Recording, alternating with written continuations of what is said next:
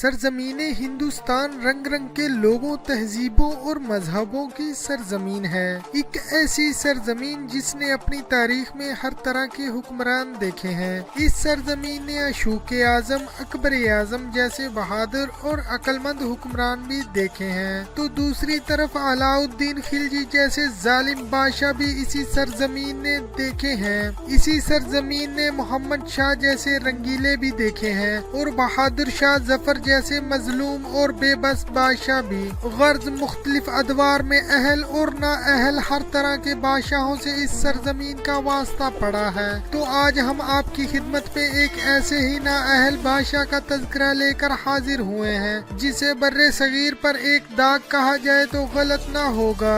آج جس بادشاہ کے احوال پر ہم نظر ڈالیں گے ان کا نام ہے قطب الدین خلجی۔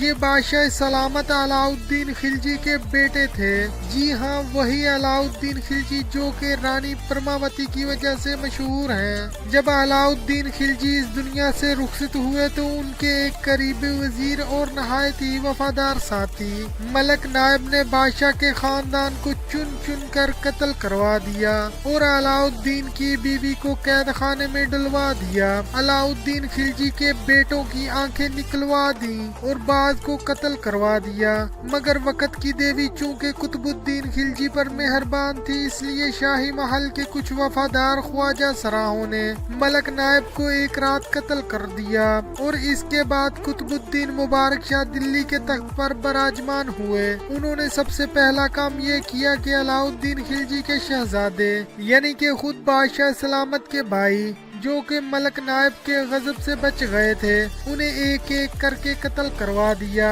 اس کی سلطنت ہندوستان کے ایک بڑے رقبے تک پھیلی ہوئی تھی۔ یہ مذہباً مسلمان تھا مگر اس کی حرکات و سکنات انسانیت کی تمام حدیں پار کر گئی تھیں۔ اس نے ملک کے تمام اہم لوگوں کو اعزازات، جاگیریں اور وزارتیں دے کر اپنے ساتھ ملا لیا تھا۔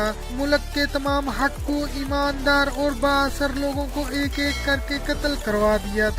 ملک کا جو بھی شخص اس کو چیلنج کرتا یا دولت کے ذریعے اس کو خرید لیتا یا پھر اسے قتل کروا دیتا۔ یہ معاملہ اس حد تک رہتا تو درست تھا کیونکہ دنیا کے زیادہ تر بادشاہ یہی کرتے ہیں، لیکن وہ فطرتاً ایک مکروہ کردار تھا۔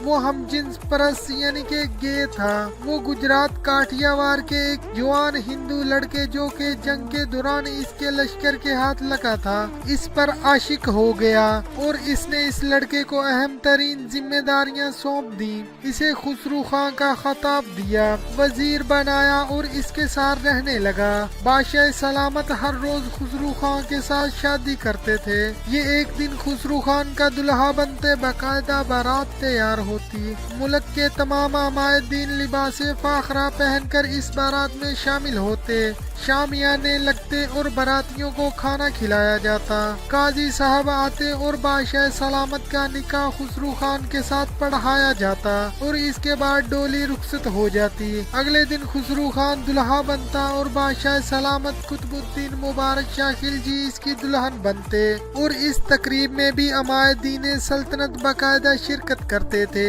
اس نکاح کا ولیمہ بھی ہوتا تھا۔ بادشاہ سلامت نے ملک میں حسن فروشی اور شراب نوشی کی کھلی اجازت دی تھی۔ انہوں نے اپنے محل کے دروازے سستی عورتوں کے لیے کھول دیے تھے۔ بادشاہ سلامت دربار میں زنانہ کپڑے اور زیورات پہن کر بھی تشریف لے آتے تھے۔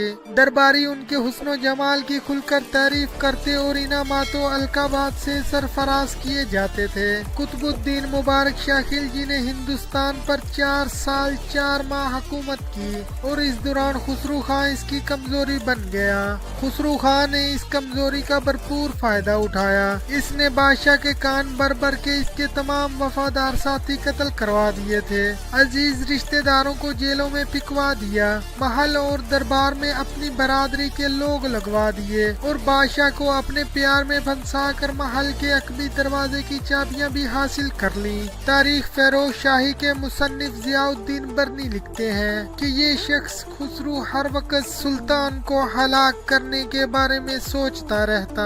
ظاہر میں تو وہ ایک بدکار اور بے شرم عورت کی طرح اپنا جسم اس کے حوالے کر دیتا لیکن باطن میں وہ سلطان کی زیادتی پر غصہ کرتا اور خون کے گھونٹ پیتا رہتا۔ پھر ایک رات خسرو کے مسلح ساتھی محل کے عقبی دروازے سے شاہی حرم میں گھس گئے۔ اس وقت بادشاہ اسی خسرو خان کے ساتھ عمل بد میں مصروف تھا کہ خسرو خان کے ساتھیوں نے بادشاہ کے حرم میں گھس کر اس کا سر کاٹ دیا۔ بادشاہ کے قتل کے بعد خسرو خان اور اس کے ہندو رشتہ دار سلطانی حرم میں جا گھسے۔ سلطان کی ایک بیوی کی بے حرمتی کی، بعد میں اسے قتل کر دیا۔ اس کے بعد خاندان کے دوسرے افراد کو چن چن کر قتل کر دیا۔ پھر ہندوستان کی تاریخ نے وہ دن بھی دیکھا جب ایک خواجہ سرا یعنی کہ ایک ہجڑا عظیم الشان سلطنت کا فرما روا بنا۔ خسرو خان جو کہ پوشیدہ طور پر ایک ہندو تھا، اس نے تخت نشین ہوتے ہی محل میں بت پرستی شروع کر دی۔ قطب الدین کی بیوی کو اپنے حرم میں لے لیا۔